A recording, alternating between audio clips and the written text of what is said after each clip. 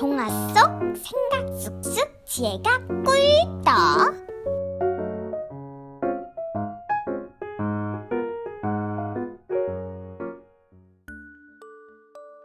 호랑이 형님. 옛날 어느 깊은 산속 외딴 초가집에 마음씨 착한 나무꾼이 어머니를 모시고 살고 있었어요. 어느 날 나무꾼이 산에 나무를 하러 갔어요.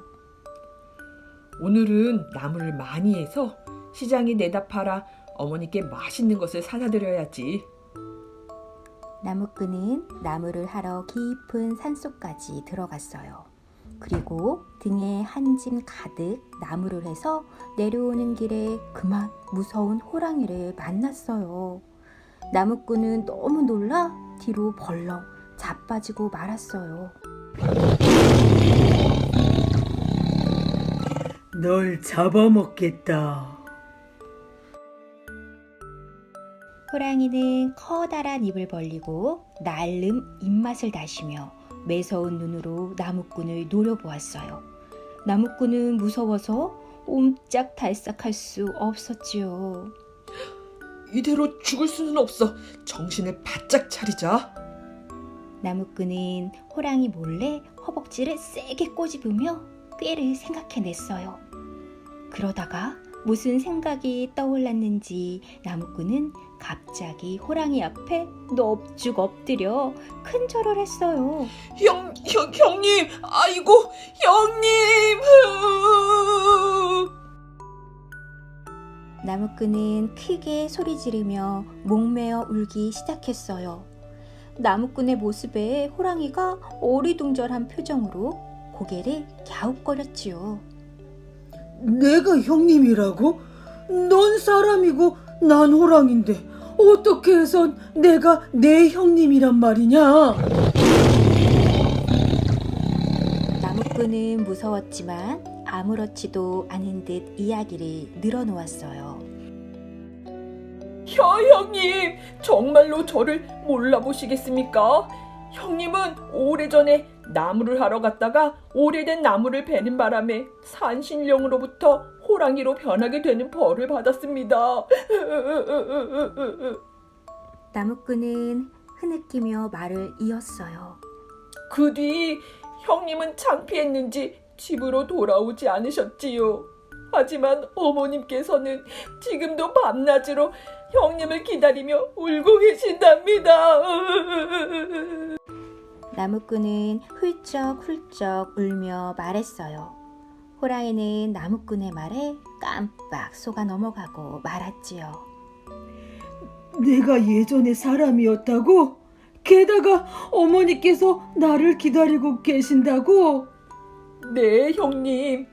저와 함께 집으로 가세요. 어머니께서 형님을 보시면 무척 좋아하실 거예요. 나무꾼은 무서움을 떨치고 호랑이의 다리까지 붙들며 말했어요. 나무꾼의 말과 행동에 호랑이는 잠시 생각하는 듯 싶더니 고개를 저었어요. 아니다. 이런 무서운 짐승의 모습을 어머니께 보여드리면 더 놀라실 게 틀림없다. 아우야, 내가 내 목까지 어머니를 잘 보살펴 드려라. 난 보름마다 한 번씩 산짐승이라도 잡아 드릴 테니. 어느새 호랑이 눈에도 눈물이 글썽거렸어요. 형님의 뜻이 그러하시다면 제가 형님 목까지 효도를 다하겠습니다. 그렇게 해서 나무꾼은 겨우 목숨을 건져 집으로 돌아올 수 있었어요. 다음 날 아침 나무꾼의 집 마당에 무엇인가 쿵 하고 떨어지는 소리가 났어요. 나무꾼이 문 밖을 내다보니 마당에 죽은 멧돼지가 놓여있지 않겠어요? 그리고 어디선가 호랑이의 울음소리가 들렸지요. 그제야 나무꾼은 어제 만났던 호랑이의 모습이 떠올랐어요. 그날 이후 호랑이는 한 달에 2번씩 나무꾼의 집 마당에 멧돼지, 사슴, 토끼 등의 산짐승을 놓아두었어요. 나무꾼은 산짐승을 팔아 어머니께 좋은 옷과 맛난 음식을 대접했지요. 이게 도대체 어떻게 된 일이냐? 나무꾼의 어머니가 궁금해하며 물었어요. 그러자 나무꾼이 지금까지 있었던 일을 말해주었어요. 짐승이라고 하나 효성이 사람 못지 않구나. 앞으로도 호랑이를 만나거든 형님처럼 대해주거라. 어머니는 나무꾼에게 신신당부했어요. 그리고 어머니는 그 뒤로 호랑이가 올 때가 되면 따뜻한 밥상을 차려 대문 앞에 놓아두었어요. 호랑이는 그럴 때마다 아무도 모르게 밥을 먹었지요. 어머니, 이 불효자식을 용서하십시오. 호랑이는 어머니가 있는 방을 향해 절을 한 뒤 산속으로 돌아갔어요. 몇 년 뒤 어머니가 돌아가셨어요. 그 사실을 알게 된 호랑이도 무척 슬퍼했지요. 어머니, 아직 효도를 다하지 못하고 제대로 인사도 못 드렸는데 어머니, 이 불효자식을 용서하십시오. 호랑이는 멀리서 나무꾼이 어머니의 장례를 치르는 것을 보며 엉엉 울기만 했어요. 그 뒤로 호랑이가 산짐승을 놓고 가는 일이 없어졌어요. 호랑이도 어머니가 돌아가신 것을 아는 모양이구나. 나무꾼은 호랑이에게 고맙다고 말하고 싶었어요. 열심히 산을 돌아다녔지만 호랑이는 볼 수 없었지요. 그러던 어느 날 나무꾼은 꼬리에 하얀 천조각을 메고 있는 새끼 호랑이 3마리를 만났어요. 새끼 호랑이들은 사람을 무서워하지 않았지요. 너희는 왜 꼬리에 하얀 천 조각을 메고 있느냐? 나무꾼이 물었어요. 저희 할머니는 사람인데 할머니가 돌아가신 후에 아버지도 매일매일 울며 슬퍼하시다가 그만 얼마 전에 돌아가셨어요. 그래서 저희도 사람들처럼 하얀 천조각을 메고 있답니다. 나무꾼은 새끼 호랑이들의 아버지가 누구인지 알 수 있었어요. 나무꾼은 새끼 호랑이들을 꼭 안아주었어요. 형님이 돌아가셨구나. 형님이야말로 진정한 효자이십니다. 나무꾼의 눈에서는 끊임없이 눈물이 흘러내렸어요. 나무꾼은 호랑이의 사체를 찾아 어머니의 무덤 옆에 호랑이 무덤도 만들어주고 매년 제사를 올렸답니다.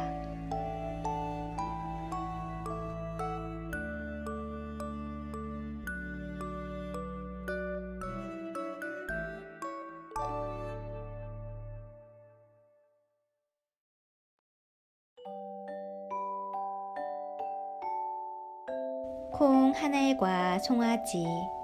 옛날 어느 마을에 3딸이 둔 부자가 살았어요. 부자는 큰 집과 넓은 땅, 많은 돈을 가졌지요. 하지만 부자는 나이가 들고 힘이 없어지자 많은 재산을 누구에게 맡겨야 할지 걱정이 되었어요. 3딸 모두에게 재산을 골고루 나눠줘야겠지. 그래도 똑똑한 딸에게 더 많은 재산을 물려줘야 해. 그래야 살림을 잘해서 내가 평생 장만한 재산을 잘 지키고 불릴 수 있을 테니까. 부자는 3딸 중에서 가장 똑똑하고 살림을 잘하는 딸에게 재산을 더 많이 물려주기로 마음먹었어요. 그래서 좋은 꾀를 생각해냈지요. 며칠 후 부자는 3딸을 불러 모았어요. 얘들아, 너희에게 귀한 것을 줄 테니 잘 가지고 있거라. 아버지의 말에 세 딸은 금은 보화라도 주는 줄 알고 잔뜩 기대하며 손을 내밀었어요. 그런데 아버지가 준 것은 콩 한 알이었지요. 이 콩은 세상에서 가장 귀한 콩이니 소중히 여겨라. 그리고 어떻게 사용하면 좋을지 잘 생각해보고 하라. 세 딸은 모두 실망한 눈빛으로 아버지의 방에서 나왔어요. 아버지도 참 겨우 콩 하나를 주시면서 이게 뭐 귀한 것이라고 이까지 콩 하나를 어디에 쓰겠어? 첫째 딸이 입을 삐죽 내밀며 투덜거렸어요. 그러게요. 다른 콩과 똑같은데 이게 뭐가 귀하다는 걸까요? 아버지께서 우리에게 장난을 치시는 게 아닐까요? 둘째 딸은 이상하다는 듯 고개를 갸웃거렸지요. 그래도 아버지께서 콩 하나를 주시면서 귀하다고 말씀하신 것은 무슨 깊은 뜻이 있어서 그런 게 아닐까요? 셋째 딸은 곰곰이 생각하며 말했어요. 이깟 콩 하나로 뭘 할 수 있겠어? 에이, 지나 물어가라. 첫째 딸은 툴툴거리며 콩 하나를 마당에 휙 던져 버렸어요. 언니, 그렇게 버리면 아깝잖아요. 귀하다고 했으니 몸에 좋지 않을까요? 둘째 딸은 콩 하나를 까서 먹어버렸어요. 하지만 셋째 딸은 콩을 버리거나 먹지 않았지요. 그리고 언니들과 헤어진 뒤 콩을 들여다보며 곰곰이 생각했어요. 아버지께서 귀한 것이라고 했으니 헛되이 쓰지 말아야지. 그때 탱자나무 울타리에서 참새떼가 후다닥 날아오르는 것이 보였어요. 셋째 딸은 그 모습을 보고 자기 무릎을 탁 쳤지요. 옳지. 이걸로 참새를 잡자. 그리고 그 참새를 병아리와 바꾸는 거야. 셋째 딸은 부엌에서 소쿠리와 막대를 가지고 왔어요. 그리고 탱자나무 울타리 밑에 소쿠리를 막대로 받쳐 세웠지요. 셋째 딸은 콩을 쪼개 잘게 부순 다음 소쿠리 아래에 놓았어요. 그리고 막대의 끈을 길게 매단 뒤 멀리 떨어진 곳에서 끈을 잡은 채 몸을 숨겼어요. 잠시 후 한 무리의 참새가 짹짹거리며 내려앉았어요. 참새들은 콩 부스러기를 쪼아 먹으려고 소쿠리 밑으로 들어갔지요. 그 순간 셋째 딸은 끈을 힘껏 잡아당겼어요. 막대가 쓰러지면서 소쿠리도 쓰러졌지요. 순식간에 4마리의 참새가 소쿠리 밖으로 나가지 못하고 갇혔어요. 셋째 딸은 그 참새들을 잡아서 이웃집 할아버지 댁에 가서 병아리 한 쌍과 바꾸었어요. 그리고 병아리가 자랄 때까지 정성껏 키웠지요. 병아리가 자라 암탉이 되었어요. 그리고 암탉은 매일 알을 낳고 품었지요. 얼마 후 알을 깨고 병아리들이 나왔어요.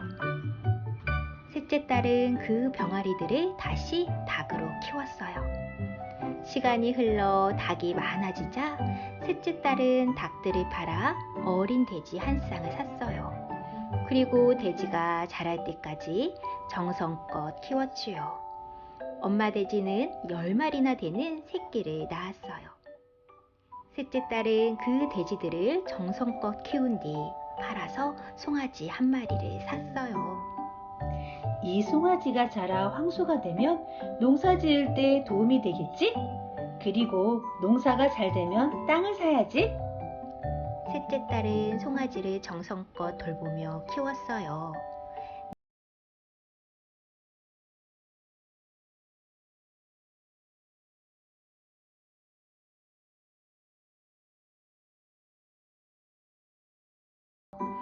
내가 이제 몸이 늙어 내 재산을 너희에게 물려주려고 한다.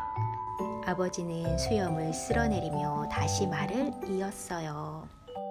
내가 너희에게 콩 한 알씩을 준 이유는 내가 물려준 재산을 얼마나 잘 지키고 불리는지 알아보기 위해서였단다. 첫째는 그 콩 하나를 그냥 버리고 둘째는 먹어버리더구나. 아버지의 말에 첫째 딸과 둘째 딸은 고개를 푹 숙였어요. 하지만 셋째는 그 콩 한 알로 참새를 잡아 병아리와 바꾸고 그 병아리를 키워 돼지를 사고 결국에는 송아지를 사왔으니 앞으로 내 재산을 셋째에게 맡기겠다. 그러니 앞으로도 내 재산을 잘 지키고 불리도록 해라. 아버지의 말에 첫째 딸과 둘째 딸은 얼굴이 빨개져서 아무 말도 못했어요. 그 후 첫째 딸과 둘째 딸은 작은 것도 소중히 여기며 살게 되었지요. 그리고 셋째 딸은 아버지의 바람대로 집안 살림을 잘했어요. 그리고 아버지가 돌아가신 뒤 셋째 딸은 재산을 두 언니와 똑같이 나누고 행복하게 살았답니다.